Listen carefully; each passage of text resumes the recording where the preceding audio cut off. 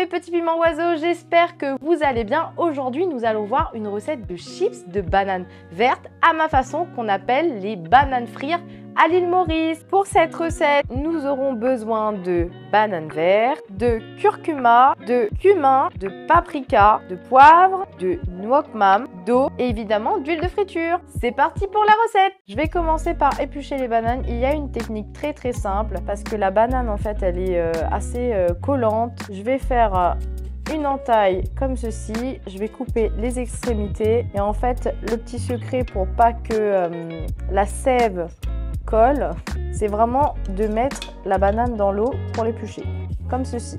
Elle s'épluchera d'ailleurs beaucoup plus facilement.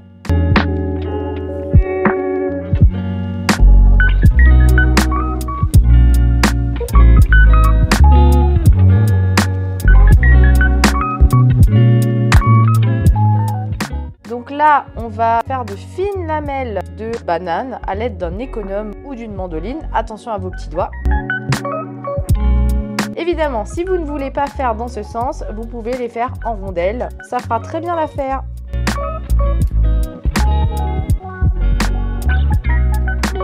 Pas de panique si la banane se casse. Le tout, c'est que ça soit le plus fin possible. Donc là, encore une fois, on y va comme ceci.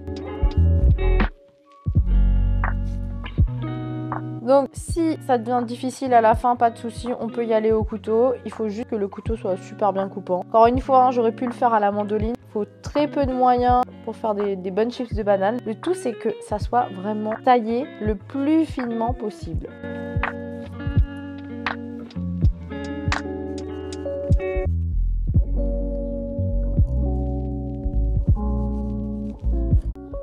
Maintenant que j'ai découpé avec amour mes chips de banane, vous voyez comment c'est super fin. J'ai bien travaillé. Je vais pouvoir procéder à la marinade, en fait, petit assaisonnement élaboré par mes soins. Donc je vais mettre le paprika, le curcuma, le poivre, le cumin, le noix mam, un petit peu d'eau et je vais remuer le tout. Donc maintenant que la petite sauce est faite, je vais la verser sur les bananes comme ceci pour les assaisonner et puis je vais y aller à la main, bien remuer comme il faut. Évidemment, si les bananes ne sont pas suffisamment salées, parce que là j'ai mis du noix mam, donc si les bananes ne sont pas suffisamment salées, vous pourrez les saler après friture, une fois qu'elles sont bien chaudes. Allez, c'est parti. Je vais procéder maintenant à la friture. Donc là, j'ai mis l'huile à chauffer au préalable. Si vous avez une friteuse 170 degrés, ça ira parfaitement. Faut pas qu'elle soit ni trop chaude ni trop faible, sinon les chips en fait elles vont pas être saisies, elles vont être toutes molles. Donc on va faire un test, hein, tout simplement. On va en mettre une dans l'huile. Là ça a l'air parfait, je peux y aller. Donc ça va assez vite, hein. Je peux y aller à la main directement, hein. J'ai juste pas envie qu'elles se collent entre elles. Ça sent bon. Donc là j'ai préparé un plat avec du papier absorbant et j'aurai juste à les mettre dessus.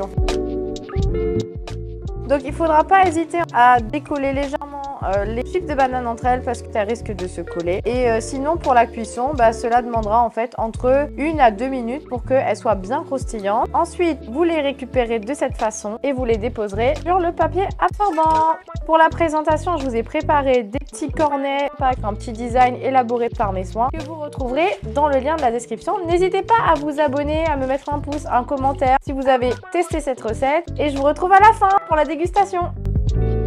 Oh là, ça donne trop envie, je vais goûter ça un petit peu. Ça croustille.